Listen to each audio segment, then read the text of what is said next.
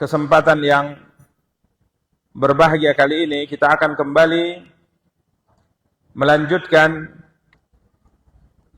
kajian dan pembahasan kita mencoba untuk membaca dan menjelaskan Kitab Tauhid karya Syekh Muhammad bin Abdul Wahhab rahimahullahu taala, yang pada pertemuan yang lalu kita telah mulai membaca dan menjelaskan bab ke-49 dari karya beliau, bab firman Allah Subhanahu wa taala, A'udzu billahi minasyaitonir rajim. Falamma atahuma salihan ja'ala lahu syuraka'a fima atahuma. Tatkala Allah Subhanahu wa taala memberi kepada keduanya seorang anak yang sempurna, ja'ala lahu syuraka'a fima atahuma, maka keduanya menjadikan sekutu bagi Allah terhadap anak yang telah dianugerahkannya kepada keduanya itu. Pada pertemuan yang lalu kita telah jelaskan bahwa ayat yang mulia ini tidak sempurna penjelasannya kecuali dengan membaca atau dengan menyempurnakan pembacaan satu ayat sebelumnya, yakni surat Al-A'raf ayat 189, di mana pada dua ayat ini Allah Subhanahu wa taala, ayat 189 dan 190, menjelaskan tentang anugerah yang Allah Subhanahu wa taala berikan kepada seorang suami dan istri, di mana setelah mereka berdua menikah, kemudian Allah Subhanahu wa taala berikan kasih sayang di antara mereka berdua, ketentraman di antara mereka berdua. Kemudian Allah Subhanahu wa taala sempurnakan nikmat untuk mereka berdua dengan dianugerahkannya kepada mereka berdua seorang keturunan. Kemudian sang istri hamil dan melalui masa-masa yang pada awalnya mudah, kemudian berat, sampai akhirnya ia pada kondisi akan melahirkan. Dan Allah Subhanahu wa taala sebutkan bahwa keduanya berdoa kepada Allah Subhanahu wa taala agar kiranya Allah Subhanahu wa taala anugerahkan kepada keduanya seorang anak yang saleh, seorang anak yang sempurna dari sisi fisik dan sempurna dari sisi kepribadian atau akhlaknya, kesalehan. Kemudian Allah Subhanahu wa taala bercerita bahwa tatkala Allah Subhanahu wa taala anugerahkan kepada mereka seorang anak yang sempurna sebagaimana yang mereka berdua minta, ja'ala lahu syuraka fi ma atahuma, kiranya keduanya melakukan apa? Kesyirikan. Ya, keduanya melakukan kesyirikan kepada Allah Subhanahu wa taala terhadap anak yang telah dianugerahkannya atau dianugerahkan Allah Subhanahu wa taala untuk mereka berdua. Maksudnya di sini adalah sebagaimana kita jelaskan, keduanya menamakan anak tersebut dengan nama yang mengandung unsur kesyirikan. Ya. Para ikhwah dan akhwat yang dimuliakan dan dirahmati oleh Allah Subhanahu wa taala, kemudian kita juga telah bacakan pada pertemuan yang lalu perkataan Al-Imam Ibn Hazm radhiyallahu taala anhu rahimahullahu taala, ittafaqu ala tahrimi kulli ismin mu'abbadin li ghairillah ka'abdi Amr wa 'abdil Ka'bah wa ma asbaha dzalika hasya 'abdil Muttalib. Para ulama kita sepakat, ya, telah terjadi ijma', kesepakatan para ulama, haramnya setiap nama yang disandarkan kepada selain Allah, nama yang dalam bentuk ta'bid. Ya, Abdullah itu artinya hamba Allah. Nama yang ada unsur penghambaan akan tapi kepada selain Allah. Seperti Abdu Amr, hambanya Amr. Abdul Ka'bah, hamba Ka'bah. Dan yang semisalnya, ini nama-nama yang haram. Ini nama-nama yang haram karena nama-nama ini mengandung unsur kesyirikan. Ya, mengandung unsur kesyirikan. Wa ma asbaha dzalik, dan yang semisalnya hasy Abdul Muttalib, kecuali satu nama yang keluar dari pengharaman yang disebutkan oleh beliau, keluar dari ijma', yakni dikecualikan nama Abdul Muttalib. Dan pada pertemuan yang lalu kita telah jelaskan kenapa nama ini dikecualikan oleh para ulama.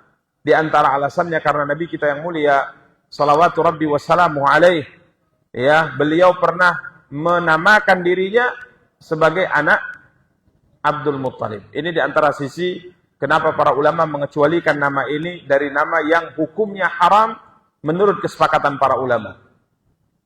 Di perang Hunain, tatkala para sahabat Rasulullah SAW mayoritasnya, bahkan bisa dikatakan seluruhnya kecuali segelintir kecil dari mereka melarikan diri dari medan pertempuran, maka kala itu Nabi kita yang mulia sallallahu alaihi wasallam memacu untanya untuk maju ke depan di saat para sahabat semuanya terkejut dengan serangan yang tiba-tiba yang dilakukan oleh suku Hawazin. Karena mereka masuk ke lembah Hunain menjelang subuh.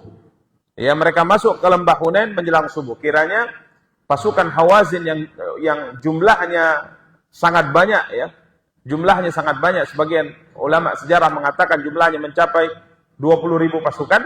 Mereka sudah menyiapkan jebakan-jebakan di dalam dan bersiap dengan anak-anak panah mereka untuk menanti masuknya Nabi dan kaum muslimin di waktu itu. Tatkala Nabi dan kaum muslimin mulai masuk ke lembah Hunain yang begitu sangat luas, mereka tidak menyadari kiranya musuh sudah berada di lembah itu sebelum mereka. Maka tatkala semua pasukan sudah berada di dalam lembah, maka pasukan kafir menyergap mereka dengan serangan anak panah yang bertubi-tubi. Ribuan anak panah menyerang kaum muslimin sehingga kocar-kacir barisan kaum muslimin. Mayoritas mereka, bahkan seluruh mereka melarikan diri.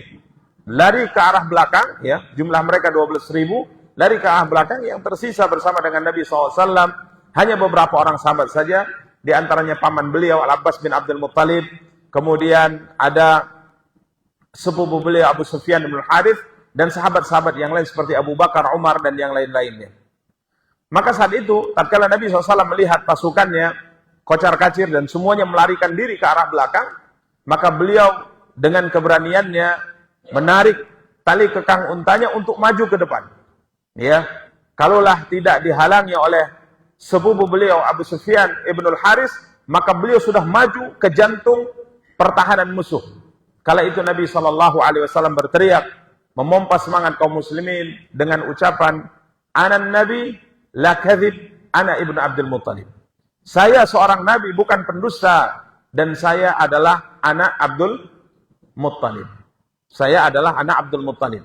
Abdul Muttalib adalah kakek beliau. Jadi beliau menisbatkan dirinya kepada kakeknya karena memang sang kakek adalah orang yang terkenal, berbeda dengan ayah beliau Abdullah, ya, berbeda dengan ayah beliau Abdullah. Karena kita lihat para ulama-ulama kita rahimahullah, mereka dinisbatkan kepada sang kakek karena memang sang kakek memiliki nama lebih besar daripada ayahnya untuk lebih memperkenalkan diri mereka. Maka Nabi mengatakan, saya Nabi bukan pendusta, saya adalah anak Abdul Muttalib. Dari sebab hadis inilah kemudian para ulama mengecualikan, ya, kesepakatan para ulama akan haramnya penamaan, penghambaan kepada selain Allah Subhanahu wa taala. Karena Nabi menyebut, ana ibnu Abdul Muttalib. Saya anak Abdul Muttalib. Kalau seandainya nama Abdul Muttalib adalah nama yang hukumnya haram, maka menurut sebagian para ulama tidak mungkin Nabi menisbatkan dirinya kepada kakeknya ini, yang namanya Abdul Muttalib. Walaupun sebagian para ulama mengatakan tetap tidak boleh menamakan diri dengan Abdul Muttalib. Nabi saat itu menyebut hanya memberitahu, bukan sedang menyampaikan bahwa nama Abdul Muttalib itu adalah nama yang tidak dilarang dalam Islam. Nabi hanya menyampaikan karena memang kakek beliau terkenal dengan sebutan siapa? Abdul Muttalib. Intinya para ikhwah dan akhwat yang dimuliakan dan dirahmati Allah, Ibnu Hazm mengatakan, menukil dari apa yang difirmankan oleh Allah dalam ayat yang mulia ini, menjelaskan apa yang Allah firmankan dalam ayat yang mulia ini, bahwa setiap nama yang ada unsur penghambaan kepada selain Allah, hukumnya apa? Haram. Jadi tidak boleh seorang itu namanya Abdu, kemudian nisbatnya kepada selain Allah. Hatta kepada Ka'bah, hatta kepada Nabi atau kepada malaikat sekalipun. Misalnya Abdul Jibril, tidak boleh. Abdul Ka'bah, tidak boleh. Ya, yang boleh dinisbatkan kepada nama Allah SWT. Abdullah, Abdurrahman, Abdul Hamid, Abdul Majid, dan nama-nama Allah Subhanahu wa taala yang lainnya. Demikian para ikhwah dan akhwat yang dimuliakan dan dirahmati oleh Allah. Dan pada pertemuan yang lalu kita juga telah jelaskan bahwa dari nama-nama yang sering dipakai, ada yang hukumnya tidak sampai pada tingkat haram, tapi makruh. Hukumnya apa?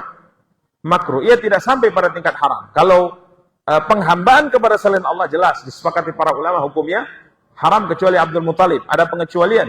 Namun ada di sana nama-nama yang tidak haram hukumnya, tapi hukumnya makruh, dibenci. Artinya sebaiknya nama itu tidak dipakai. Ya. Dan kita sebutkan pada pertemuan yang lalu, di antara nama yang dibenci adalah nama yang mengandung unsur pensucian jiwa. Seakan-akan kita mensucikan jiwa kita dengan nama tersebut. Demikian para ikhwah dan akhwat yang dimuliakan dan dirahmati oleh Allah. Kemudian kita lanjutkan, penulis melanjutkan pembahasan pada bab ke-49 ini dengan riwayat dari Abdullah bin Abbas berkaitan dengan tafsir ayat yang mulia. Di mana telah kita berikan pada pertemuan yang lalu sebuah muqaddimah atau sebuah penjelasan singkat bahwa para ulama ahli tafsir berbeda pendapat tentang apa yang Allah firmankan dalam surat Al-A'raf ayat 189 dan 190 ini. Di mana ayat ini ditafsirkan oleh para ulama dengan penjelasan bahwa maksud atau orang yang dimaksudkan dalam ayat yang mulia ini adalah nenek moyang kita, Adam dan Hawa. Ini yang kemarin telah kita jelaskan. Jadi sebagian para ulama berpendapat bahwa tatkala Allah Subhanahu wa taala bercerita dalam ayat yang mulia ini, falamma asqala da'wallaha rabbahuma, tatkala kandungannya semakin berat, artinya sudah berada di penghujung kelahiran, maka mereka berdua berdoa kepada Allah, berikrar kepada Allah, la in ataitana salihan lanakunanna minasy syakirin. Keduanya mengatakan, ya Tuhan kami, jika seandainya Engkau anugerahkan kepada kami anak yang saleh, maka niscaya kami akan menjadi orang-orang yang benar-benar bersyukur kepadamu. Ya, berterima kasih kepada Allah, bersyukur kepada Allah SWT. Kemudian Allah ceritakan, namun falamma atahuma salihah, namun tatkala Allah memberikan kepada keduanya seorang anak yang sempurna, mereka berdua melakukan apa? Kesyirikan. Siapakah mereka berdua yang dimaksudkan oleh Allah SWT dalam ayat yang mulia ini? Sebagian para ulama mengatakan, mereka berdua maksudnya adalah siapa? Nabi Adam dan Hawa, nenek moyang kita. Ya, namun pendapat ini sebagaimana kita jelaskan dibantah oleh sebagian para ulama. Di antaranya Imam Ibnu Katsir rahimahullah mengatakan bahwa pendapat Al-Imam Hasan Al-Basri seorang tabi'in berpendapat bahwa yang dimaksudkan mereka berdua dalam ayat ini sama sekali tidak ada keterkaitan dengan Adam dan Hawa, akan tapi suami dan istri dari kalangan manusia yang setelah Allah anugerahkan kepada mereka berdua anak, akan tapi mereka kemudian menamakan anak mereka berdua dengan nama yang mengandung unsur apa? Kesyirikan. Dan Syekh Ibnu Utsaimin di sini membantah bahwa yang dimaksudkan oleh Allah pada dua ayat di atas ada Nabi Adam dan Hawa. Beliau membantahnya dengan beberapa argumentasi, ya, dengan beberapa argumentasi. Di antaranya para ikhwah dan akhwat yang dimuliakan dan dirahmati oleh Allah Subhanahu wa taala, tidak ada riwayat yang kuat dengan jalur sanad yang benar yang menjelaskan bahwa maksud daripada tafsir kedua ayat di atas maksudnya adalah Nabi Adam dan Hawa. Baik. Kemudian di antara bantahan beliau di sini ada 7 sisi bantahan beliau terkait dengan masalah pendapat para ulama yang mengatakan bahwa ini dimaksudkan oleh dua ayat tersebut adalah Nabi Adam dan Hawa. Di antaranya beliau mengatakan bahwa tatkala manusia datang pada hari kiamat meminta syafaat. Datang pada hari kiamat meminta syafaat. Pertama kali mereka datang kepada siapa? Kepada Nabi Adam. Mereka datang kepada Nabi Nabi Adam. Kemudian mereka meminta agar Nabi Adam memberikan syafaat kepada mereka, meminta kepada Allah agar datang menyelesaikan urusan mereka. Namun kala itu Nabi Adam menyatakan tidak sanggup, dan saat itu beliau menyebutkan dosa beliau. Ya, beliau mengatakan bahwa Allah, Tuhanku, hari ini murka dengan satu murka yang tidak pernah murka seperti ini sebelumnya dan tidak akan murka seperti ini setelahnya. Sesungguhnya saya, Nabi Adam sebutkan kesalahannya, dilarang untuk mendekati sebuah pohon di dalam surga, dilarang untuk memakan satu buah pohon yang ada dalam surga, kemudian beliau apa? Melanggar. Beliau tidak menyebutkan kesalahan, kalau seandainya kesalahan ini benar, beliau tidak sebutkan kesalahan ini. Padahal kalau ditimbang dari sisi kesalahan, mana yang lebih berat? Antara kesalahan memakan buah dari sebatang pohon yang dilarang untuk didekati dan dimakan buahnya dalam surga, atau kesalahan memberi nama anak beliau dengan nama yang mengandung unsur kesyirikan. Kira-kira mana yang lebih berat?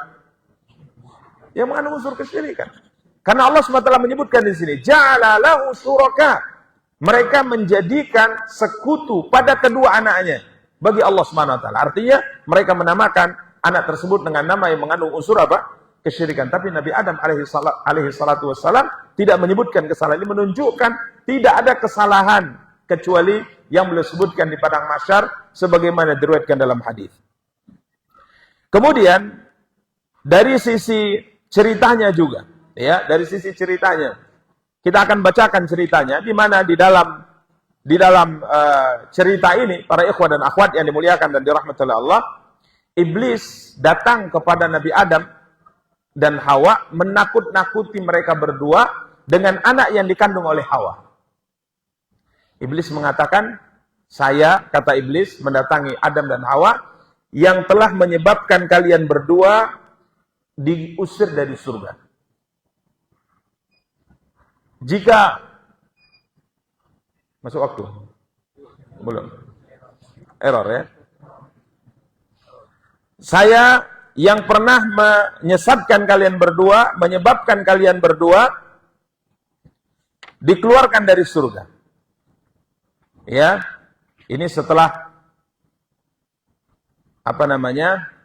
dia datang kepada Nabi Adam, kemudian dia berkata kepada Nabi Adam dan Hawa, jika seandainya kalian tidak mengikuti saranku, maka aku akan lakukan pada anak yang dikandung seperti ini, seperti ini, seperti ini. Jadi aku akan jadikan ia menjadi seekor binatang yang bertanduk, kemudian tanduknya ini akan menembus perutmu. Karenanya, ya, beri nama anak kalian berdua ini nanti kalau lahir dengan nama Abdul Harith. Nama yang mengandung unsur penghambaan kepada selain Allah. Ini merupakan cerita kata Syekh Ibnu Utsaimin rahimahullah yang susah untuk diterima akal seorang muslim. Ya. Bayangkan bahwa nenek moyang kita Adam alaihissalam terjatuh ke dalam sebuah maksiat karena godaan iblis. Kemudian Allah turunkan mereka berdua sebagai bentuk hukuman ke bumi. Setelah tentunya mereka bertaubat kepada Allah SWT. Tentunya akan muncul di hati orang yang digoda oleh iblis, disengsarakan oleh iblis, kebencian kepada siapa? Kepada iblis. Ya, dan iblis tatkala hendak menggoda Nabi Adam dan Hawa, dia perkenalkan pula dirinya. Dia mengatakan, saya adalah orang yang menyebabkan kalian berdua diusir dari apa? Surga. Bahkan dia mengancam, kalau kalian tidak mengikuti aku bisa menjadikan kandungan kamu menjadi binatang, punya tanduk dan bisa menembus atau bisa menyobek perutmu. Dan keduanya percaya, dan ini juga mustahil. Kenapa? Karena tentunya mereka adalah nabi, yakni Adam adalah seorang nabi dan Hawa adalah seorang wanita salihah. Tidak mungkin mereka berdua bisa terjatuh ke dalam sebuah keyakinan bahwa iblis bisa merubah apa? Janin, bisa merubah janin. Yang bisa merubah, yang menentukan sesuai dengan kehendaknya siapa? Allah Subhanahu wa ta'ala. Bahkan kalau seandainya kita meyakini bahwa ada yang bisa menciptakan, ada yang bisa mematikan, ada yang bisa melakukan sesuatu selain Allah, ini jatuh ke dalam syirik dalam rububiyah. Ini jauh lebih parah. Intinya para ulama mengatakan sebagaimana disebutkan oleh Imam Ibnu Katsir rahimahullah, dua ayat yang kita bacakan pada pertemuan yang lalu dan kita sempurnakan pada kesempatan yang berbahagia kali ini sama sekali tidak ada keterkaitannya menurut pendapat yang paling sahih dengan nenek moyang kita Adam dan Hawa. Ini adalah cerita suami dan istri yang terjatuh ke dalam kesyirikan setelah Allah anugerahkan mereka berdua keturunan. Karenanya para ikhwah dan akhwat yang dimuliakan dan dirahmati oleh Allah SWT, Abdullah bin Abbas menjelaskan kata penulis dari apa yang difirmankan oleh Allah dalam ayat yang mulia ini, lamma taghasyaha Adam hamalan. Tatkala Adam berhubungan dengan Hawa, maka Hawa pun hamil. Fa'atahuma iblis. Iblis pun mendatangi mereka berdua. Faqala inni sahibukuma, sungguhnya saya adalah orang yang telah menyebabkan kalian keluar dari surga. Kalian mentaati saya, atau saya akan jadikan kandungan kalian seperti seekor binatang yang memiliki tanduk, sehingga ia akan keluar dari perut istrimu. Fayasukku, dia akan mengoyak perutnya. Wala af'alanna, dan sungguh saya akan melakukan apa yang saya ancamkan kepada kalian berdua. Yukhawifuhuma, dia menakuti keduanya. Karenanya iblis kemudian mengatakan, Sammiyahu Abdul Harith, beri nama anak kalian berdua kalau lahir nanti dengan nama Abdul Harith. Apa yang terjadi? Fa'abaya, keduanya tidak mau. Kedua tidak mau. Tidak mau mengikuti keinginan siapa? Iblis. Fakharaja mayyitan. Kiranya Hawa melahirkan anak tersebut, lahir dalam kondisi mati. Meninggal. Summa hamalat. Kemudian dia hamil lagi. Fa'atahuma. Keduanya pun didatangi oleh iblis lagi. Fadzakaralahuma. Maka diancam dan diancam. Fa'adrakahuma hubbul walad. Adam dan Hawa terjatuh ke dalam godaan iblis karena keduanya mengharapkan memiliki keturunan. Maka tatkala iblis mengatakan beri nama dia Abdul Haris, maka keduanya pun memberi namanya Abdul Haris. Itulah yang dimaksud oleh firman Allah, ja'ala lahu syuraka'a fima atahuma. Ja'ala lahu syuraka'a fima atahum. Ini adalah bentuk kesyirikan yang dilakukan oleh mereka berdua menurut versi tafsir yang disebutkan oleh beliau dari Abdullah bin Abbas. Akan tapi kita sebutkan bahwa tafsir ini dilemahkan oleh para ulama, di antaranya Imam Ibnu Katsir rahimahullah. Walaupun sebagian para ulama mengatakan syirik di sini maksudnya syirik dalam ketaatan, bukan syirik dalam ibadah. Jadi beda ya, syirik dalam ketaatan dengan syirik ibadah berbeda. Kalau syirik mentaati syaitan, ini berbeda dengan kalau mengibadati apa? Syaitan. Jadi tatkala kita taat kepada Rasulullah, bukan berarti kita mengibadati Rasulullah sallallahu alaihi wasallam. Intinya wallahu taala alam, pendapat yang sahih bahwa dua ayat di atas sama sekali tidak ada keterkaitan dengan cerita Nabi Adam dan Hawa. Intinya penamaan seorang anak sebagai bentuk penghambaan kepada selain Allah, ini merupakan perkara yang diharamkan dalam syariat, dan ini salah satu di antara bentuk apa? Kesyirikan. Dan insya Allah kalau kita perhatikan nama-nama dari kaum muslimin di negeri kita, tidak ada nama yang dipakai bentuk penghambaan kepada selain Allah subhanahu wa ta'ala. Demikian para ikhwah dan akhwat yang dimuliakan dan dirahmati oleh Allah subhanahu wa ta'ala. Kemudian beberapa masalah yang disebutkan oleh penulis. Pertama, diharamkan setiap nama yang dinisbatkan penghambaannya kepada selain Allah. Ini mafhum ya. Kita sebutkan tadi ada nama yang hukumnya haram, ada nama yang hukumnya makruh. Kemudian yang kedua, kita bisa mengetahui tafsir ayat surat Al-A'raf 190 dan kita sempurnakan dengan penjelasan ayat 189. Ya, dengan dua sisi tafsir yang disebutkan para ulama. Kemudian yang ketiga, anna hadza syirka fi mujarrad tasmiyatin lam tuqsad haqiqatuha. Ya, tafsir dari apa yang telah kita jelaskan bahwa kesyirikan di sini hanya sekedar penamaan, tapi hakikatnya tidak. Ya, hanya sekedar menamakan dia Abdul Haris, namun hakikatnya dia adalah hamba Allah maksudnya. Jadi dia hanya sekedar penamaan, walaupun maksud sebenarnya bukan itu. Tapi ini juga termasuk perkara yang dilarang. Ini kalau seandainya kisah tersebut benar. Kemudian yang keempat, anna hibatallah lirrajul al-binta sawiyah minan ni'am. Tatkala Allah anugerahkan kepada seseorang anak yang sempurna. Dan beliau sebutkan di sini anak perempuan yang sempurna. Maka ini termasuk nikmat anugerah yang Allah berikan pada seorang hamba.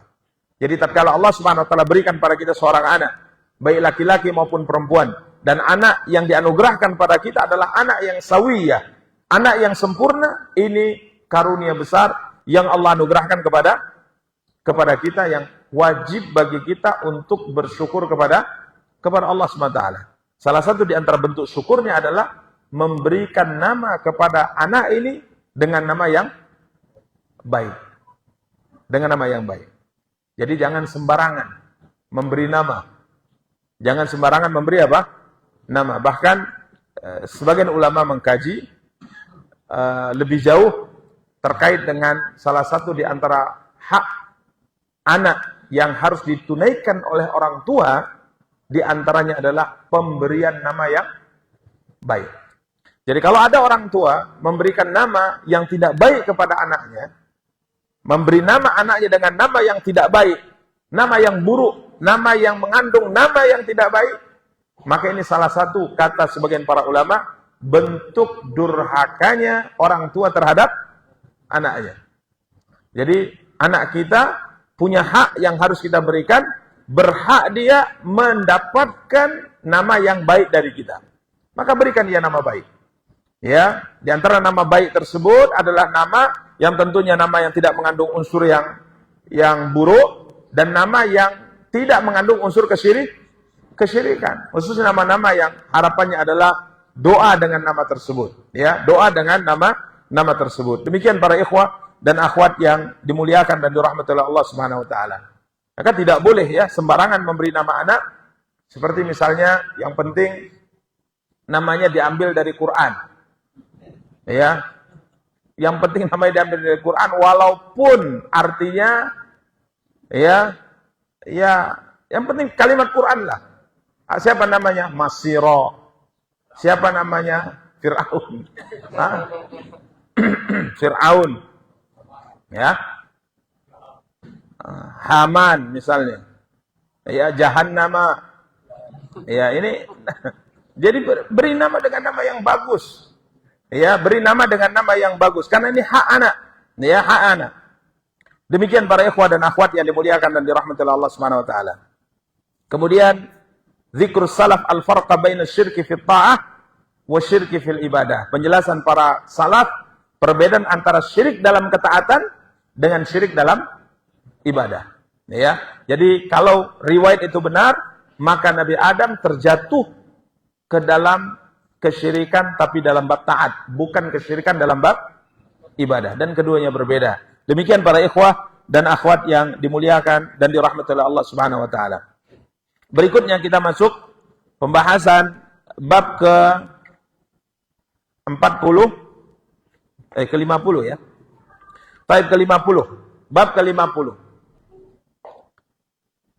Sedikit lagi ya, karena bab-bab berikutnya ini tidak terlalu panjang pembahasannya. Ada 66 bab insyaallah kita akan selesaikan. Kita sudah masuk insyaallah malam ini di bab ke-50. Ya. Ya, semoga bisa kita selesaikan dan kita bisa masuk ke kitab yang lainnya. Jadi kalau cerita penutupan biasanya yang namanya penutupan itu yang kita nggak pernah absen ya. Kalau awal-awal bolehlah absen, tapi kalau udah penutupan udah nggak boleh absen lagi. Ya, jadi kita selesaikan.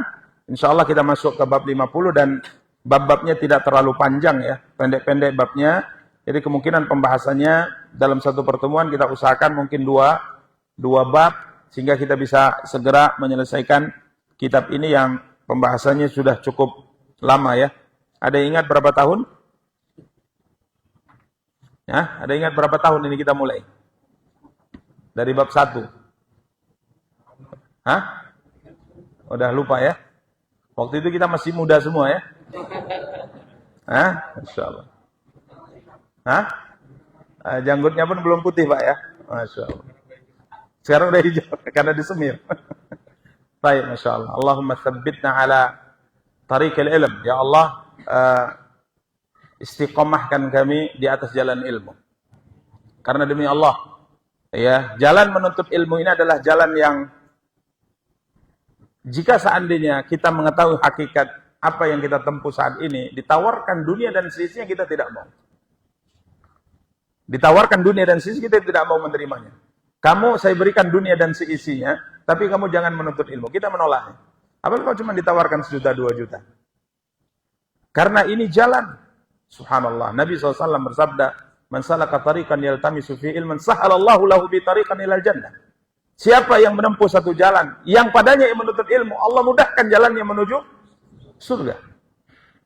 Ya, bahkan Nabi mengatakan, siapa yang keluar menempuh jalan menuntut ilmu, ia berada di jalan Allah, ia mendapatkan pahala seperti orang di sabilillah sampai ia pulang ke rumahnya. Ini jalan luar biasa. Malaikat tatkala bertemu, mereka rendahkan sayap mereka sebagai bentuk penghormatan pada orang-orang yang menuntut ilmu. Ini jalan, subhanallah. Karenanya kita berdoa kepada Allah Subhanahu wa taala agar kiranya Allah istiqomahkan kita di atas jalan ini. Selalu bersemangat untuk belajar, selalu bersemangat untuk mendengar, bersemangat untuk mengkaji, semangat untuk bertanya. Karena subhanallah ini adalah anugerah Allah yang paling besar yang Allah anugerahkan kepada seorang hamba. Tidak semua orang diberikan anugerah ini. Dari sekian juta, miliar manusia, mungkin antum yang Allah pilih untuk mau menuntut ilmu. Ya. Berapa jumlah penduduk Binjai? Dan berapa yang malam ini mau ngaji? Tidak mesti di Masjid Raya, mungkin ngaji di masjid-masjid yang lainnya. Berapa yang dipilih oleh Allah untuk mau mendengar firman Allah, sabda Rasulullah SAW? Ini karunia besar, tapi banyak orang yang tidak menyadari. Ini sekarang kita sedang berusaha untuk mendapatkan sebanyak-banyaknya warisan siapa? Rasulullah SAW. Wa innal ulama'a warathatul anbiya wa innal anbiya lam yurithu dinaran wala dirhaman wa innama warathul ilm. Allah mewariskan, Allah SWT tidak memberikan warisan pada para ulama dinar dan dirham, tapi para ulama diberikan oleh Allah SWT warisan untuk mereka yang mereka wariskan pada umatnya, itu apa? Ilmu. Dan kalau seandainya kita punya ilmu agama maksudnya, ilmu syariat, maka semua makhluk yang ada di alam semesta ini, malaikat yang ada di atas langit, makhluk yang ada di bumi, sampai semut yang ada di mana? Di lubangnya, sampai ikan yang berada di dasar laut, la yu'allimun, la yastaghfirun, mereka semua memohonkan ampunan kepada orang-orang yang memiliki ilmu. Coba, ini luar biasa. Semut mengatakan, ya Allah ampuni si fulan. Ikan, berapa banyak ikan di lautan, mengatakan, ya Allah ampuni si fulan. Ini jalan yang subhanallah. Jalan yang kalau ada orang menawarkan pada kita dunia dan seisinya kita menolak. Apalagi kalau menawarkan cuma sekian. Ya, karenanya para ikhwah dan akhwat yang dimuliakan dan dirahmati oleh Allah, kalau seandainya boleh kita absen di awal, maka di akhir-akhir tidak boleh apa? Absen. Pompa semangat untuk tetap istiqamah di atas jalan menuntut ilmu. Karena sebagaimana kita singgung pada pertemuan sebelumnya, Al-Ilbiri rahimahullah berkata, faqutur ruhi arwahul ma'ani. Asupan makanan untuk jiwa adalah ilmu. Jadi kalau seandainya kita tidak memiliki, tidak memberikan asupan hati kita ilmu syariat, maka hati kita akan mati. Sedangkan asupan untuk jasmani kita adalah makanan dan minuman. Jadi kita harus berikan terus kepada hati kita ini ilmu, sehingga ia hidup, ia bersemangat untuk beribadah kepada Allah Subhanahu wa taala. Bab ke-50, bab qaulullahi ta'ala, bab firman Allah Subhanahu wa taala yang Allah Subhanahu wa taala firmankan dalam surat Al-A'raf ayat 180. A'udzu billahi minasyaitonir rajim. Walillahil asmaul husna fad'uuhu biha. Wa dharul ladzina yulhiduna fi asma'ih sayujzauna ma kanu ya'malun. Bab firman Allah Subhanahu wa taala, walillahil asmaul husna. Hanya milik Allah asmaul husna, nama-nama yang maha indah. Nama-nama yang maha baik. Hanya milik Allah nama-nama yang maha indah, hanya milik Allah nama-nama yang maha baik. Fad'uuhu biha. kemudian Allah SWT perintahkan kita, maka berdoalah kepadanya dengan menyebut Asmaul Husna itu. Jadi Allah memiliki nama-nama yang maha indah. Allah katanya dalam ayat yang mulia ini, dia memiliki nama-nama yang maha baik. Kemudian Allah perintahkan kita menggunakan nama-nama yang maha indah. Nama-nama yang maha baik ini yang dimiliki olehnya sebagai sarana untuk apa? Doa kita. Kita jadikan nama dia untuk berdoa. Fad'uhu biha. Kemudian Allah berfirman, وَذَرُوا الَّذِينَ يُلْحِدُونَ فِي أَسْمَائِهِ. Allah Subhanahu wa taala kemudian berfirman, dan tinggalkanlah orang-orang yang menyimpang dari kebenaran dalam menyebut nama-namanya. Jadi pertama, Allah Subhanahu wa taala memberitahu kepada kita bahwa dia punya nama-nama yang maha indah. Kemudian yang kedua, dia memerintahkan kita untuk menggunakan nama-nama itu sebagai sarana doa kita. Kemudian yang ketiga, dia perintahkan kita untuk meninggalkan orang-orang yang yulhiduna fi asma'i, meninggalkan orang-orang yang menyimpang dari kebenaran dalam Asmaul Husna. Jadi bab ini disebutkan oleh penulis untuk menjelaskan tentang tauhid, akidah yang wajib diimani oleh seorang muslim dan muslimah dalam bab asma dan sifat. Sebagaimana Allah Subhanahu wa taala perintahkan kita untuk mengesakannya dalam perbuatannya. Artinya kita tidak meyakini bahwa di sana ada yang bisa menghidupkan, di sana kita tidak meyakini ada yang bisa mematikan kecuali Allah. Tidak ada yang bisa memberi rezeki kecuali Allah. Ya, tidak ada yang memberikan manfaat, tidak ada yang bisa menolak mudarat kecuali Allah. Kita juga mengesahkan Allah dalam perbuatan kita sebagai seorang hamba. Kita tidak berdoa kecuali hanya kepada Allah. Kita tidak meminta kecuali hanya kepada Allah. Kita tidak beribadah kecuali hanya kepada Allah. Kita tidak takut, tidak berharap, tidak bernazar kecuali hanya untuk Allah Subhanahu wa taala. Maka begitu juga kita wajib mengesahkan Allah dalam asma dan sifat. Jadi kita meyakini bahwa dia memiliki nama-nama yang maha indah, nama-nama yang maha mulia, dan dia pula zat yang memiliki sifat-sifat yang maha sempurna. Demikian para ikhwah dan akhwat yang dimuliakan dan dirahmati oleh Allah Subhanahu wa taala. Dalam ayat yang mulia ini sebagaimana kita sebutkan bahwa dia menjelaskan kepada kita 3 perkara. Yang pertama, dia mengatakan dia punya nama. Dan nama Allah Subhanahu wa taala itu wajib diimani. Jangan sampai kita menjadi orang yang menolak nama Allah. Dan nama Allah itu memiliki makna. Jadi bukan sekedar nama kosong. Ya, contoh misalnya tatkala kita meyakini bahwa salah satu di antara nama Allah adalah Al-Hayy. Al-Hayy, zat yang maha hidup. Berarti dia memiliki sifat apa? Sifat hidup. Kemudian tatkala kita meyakini bahwa dia Maha Rahman, Maha Rahim.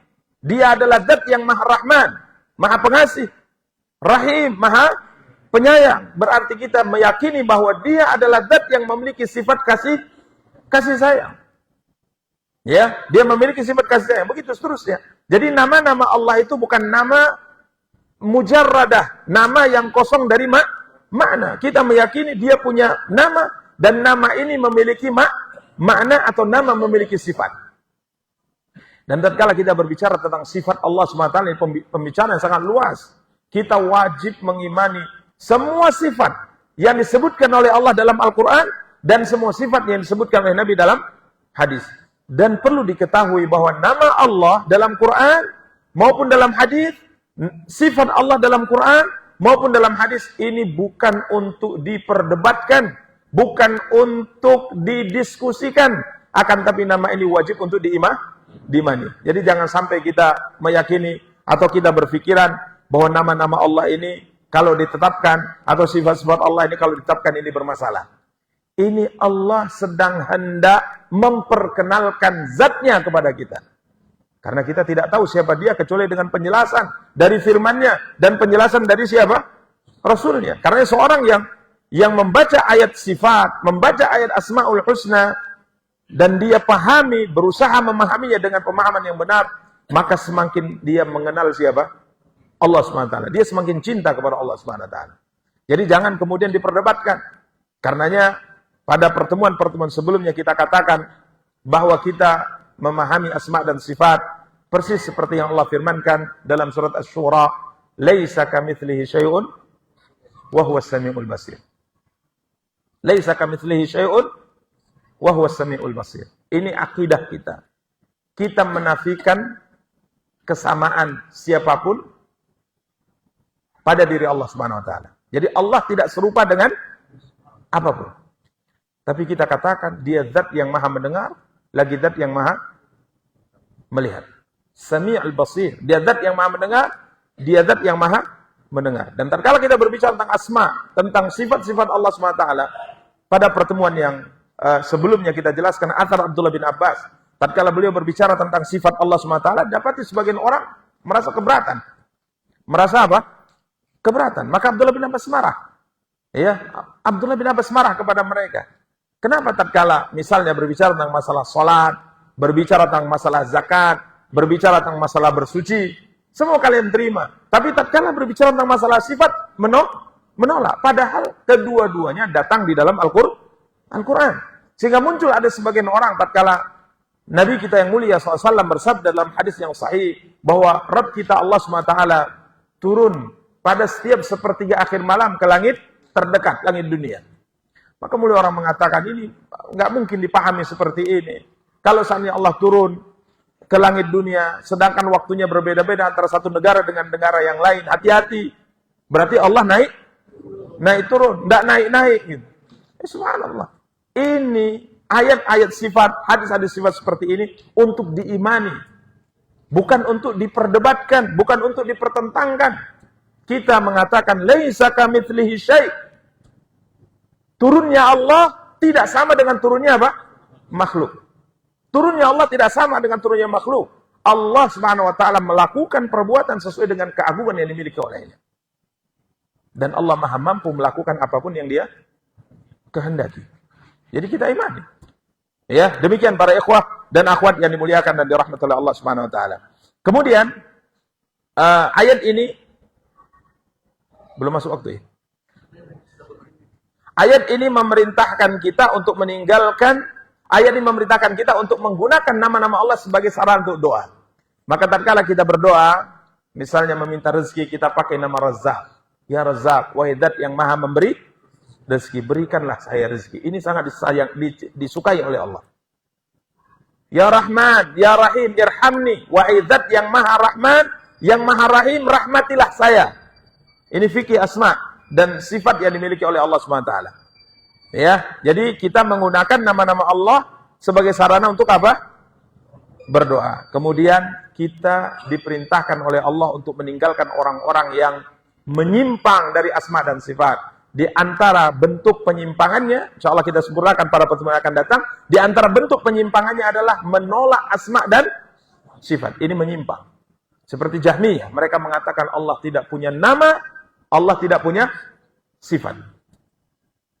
Allah tidak punya nama, Allah tidak punya sifat. Karena kalau dikatakan Allah punya nama, menurut akal mereka, dan Allah punya sifat, tidak ada bedanya Allah dengan siapa? Dengan manusia. Sehingga mereka menolak ayat-ayat Al-Quran, menolak hadis-hadis siapa? Rasulullah. Bahkan subhanallah, dari ayat pertama dalam Al-Quran, sampai ayat terakhir dalam Al-Quran, semuanya berbicara tentang Allah Subhanahu wa taala. Allah ingin memperkenalkan dirinya kepada kita. Coba lihat Alhamdulillahi Rabbil Alamin. Atau ayat pertama, Bismillahirrahmanirrahim.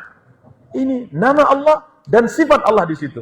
Kemudian tatkala kita masuk di ayat terakhir, Kul a'udzu birabbin nas, malikin nas, ilahin nas. Semuanya berbicara tentang zat Allah Subhanahu wa taala. Allah ingin memperkenalkan dirinya kepada kita sehingga kita bisa menjadi seorang hamba yang benar-benar tunduk, patuh, taat, mencintainya, dan merendahkan diri kita di hadapannya Subhanahu wa ta'ala. Karena orang-orang yang mengingkari asma dan sifat, ini orang-orang yang menyimpang, yang disebutkan oleh Allah SWT dalam surat Al-A'raf ayat 180, yang insya Allah akan kita sempurnakan pembahasannya pada pertemuan yang akan datang. Kita cukupkan. Subhanakallahumma bihamdika asyhadu an la ilaha illa anta astaghfiruka wa atubu ilaik. Wassalamualaikum warahmatullahi wabarakatuh.